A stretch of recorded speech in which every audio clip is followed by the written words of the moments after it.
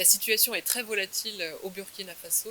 Il y a eu des atteintes graves à la sécurité de nos emprises diplomatiques, des atteintes inacceptables que nous condamnons. Et vous savez que la responsabilité incombe aux autorités burkinabées d'assurer la sécurité des emprises diplomatiques au titre des conventions internationales. Ces atteintes, elles ont visé notre ambassade et notre Institut français à Ouagadougou, mais également l'Institut français de Bobo Dioulasso. Et on ne peut évidemment que regretter que toutes ces enceintes, et notamment les instituts français qui sont au service des populations burkinabées, aient été ainsi vandalisées par les manifestants.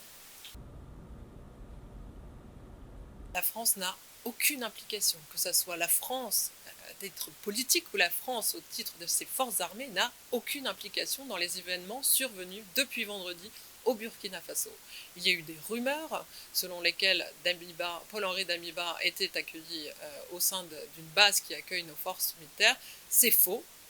Cette base n'a jamais accueilli Paul-Henri Damiba, ni notre ambassade, et nous n'avons là encore aucune implication. Écoutez, il ne me revient pas de commenter les intentions des manifestants.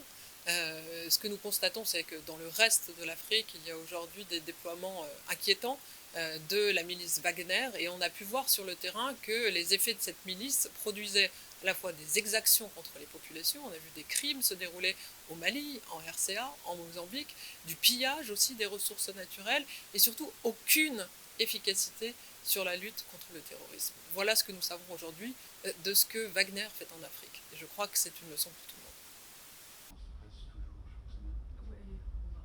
le monde. Nous avons à peu près 4000 ressortissants français enregistrés au Burkina Faso, et donc nous leur renouvelons nos appels à la plus grande vigilance.